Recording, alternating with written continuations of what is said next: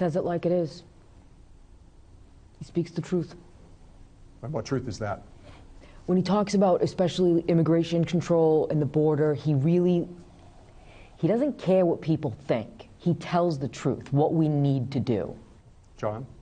Yeah, I think he's probably, whether it's the truth or not, I think he tells you the way he feels. He's not going to be, like he said, I won't be bought off. Whereas anybody else don't have the money will be, have that chance of being bought off. And get Washington-itis, which is so many politicians, they go to Washington and they become completely, they don't work for the constituents anymore. The way I see the political rhetoric, most of the politicians talk in, let's say, pastel colors.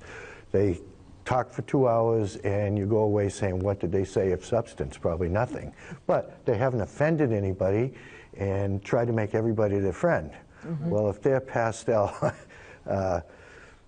Donald Trump is vivid colors because he says things the way they are. We need business, and I like his roughness, and little Reagan-esque comes to mind. It's just tough. We need someone tough. How many people in this room consider themselves a member of the Tea Party?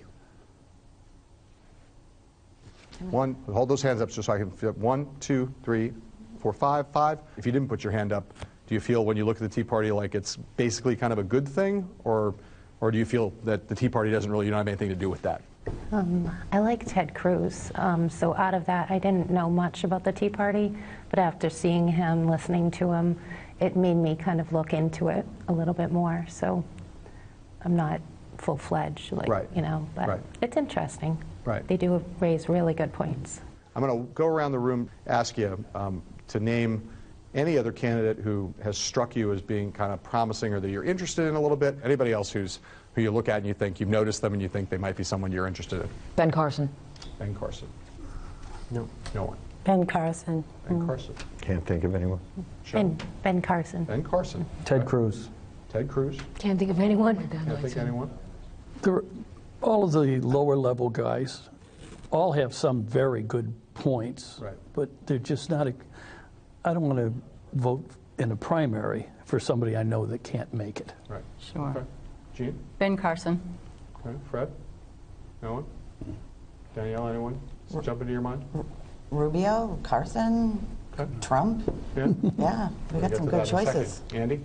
Carson, definitely. There are a number of you who are Romney supporters. Jessica's one, and I know from other people who are Romney supporters in the room. For those of you who were Romney supporters, do you see Romney and Trump as being sort of similar? No. Successful business people? A little bit. I guess in the business sense, but as far as Nick, go ahead. As far as his, maybe you could call it electability, I think they're completely different. I think Romney was a little too censored. You can see that after the first debate. He completely fell apart, and everyone was wondering what happened to Romney. I don't see that happening with Donald Trump.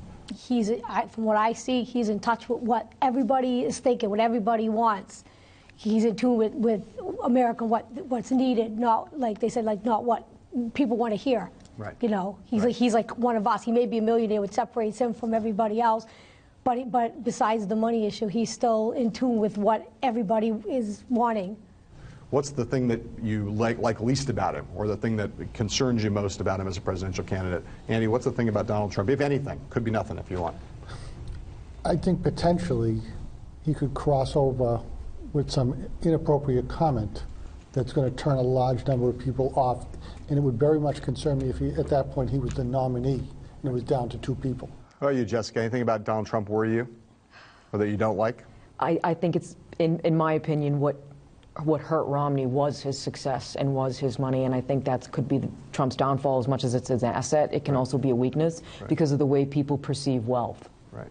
Some of us see it as success and other people see it as greed. Somehow in America, profit motive has come to equal greed in the mainstream media. Right. And when you see a man who runs profitable businesses and is wealthy, he's a target for people to hate. Right.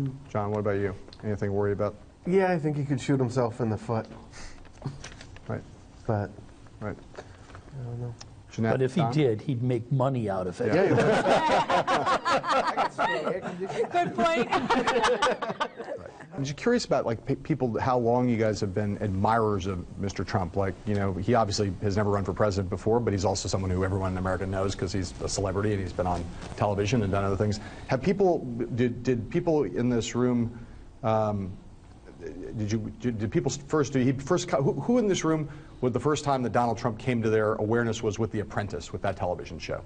Me, I watched it from the beginning. Yeah. Other people, when did you all just go through it? Just talk a little bit about when you first started to notice Donald Trump as a figure in American life. Well, we all know about Trump Towers, and we all know about him building casinos in Atlantic City and going bankrupt and having all these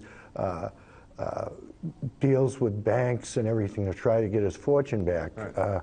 So I knew of him.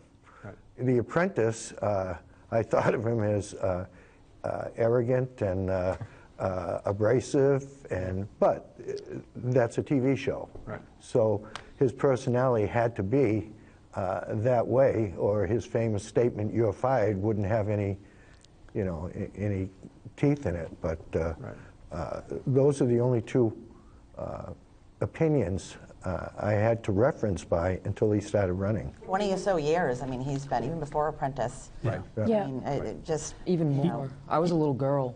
Right. Yeah. I didn't even know what Trump Towers were, but I knew that he was a wealthy, successful man. And I remember asking my mother if I could write him a letter to ask him how he made his money so that I could do it too. Did you write that letter? I never wrote the letter, but I understood. I remember asking more about him and finding out that he was in real estate. Right. But again, I didn't even know what Trump Towers were. Right. So just the word, somehow, like there was even as a very young kid, the word Trump sort of meant rich to you. It meant success. Success. Success. Right. Yeah. Try to tell me what you think a Trump presidency would look like. Better America. It would be cleaned up. Yep. You wouldn't have all these departments within the government wasting away, having secret email accounts and servers. You just wouldn't have that. He would clean house and ensure that America is on the path to prosperity again. And cut out the czars and the bureaucracy. Absolutely. And Department of this and Department of that. And say goodbye I think to it the would be IRS. exciting. Yeah. I really do. I look forward to it. It'll be an interesting thing every day. Yep. I think it would be more smaller transparent. government. Yeah. I like that. Yep. More transparent. It will be nice to see that debt clock start going the opposite way. Cheryl, what do you think a Trump presidency would look like? Like classy, and I feel like he'd bring a lot of companies back to our country and be a lot more promising than it is and has been. Yep. I think it would be, to the American people, it would be a presidency of hope.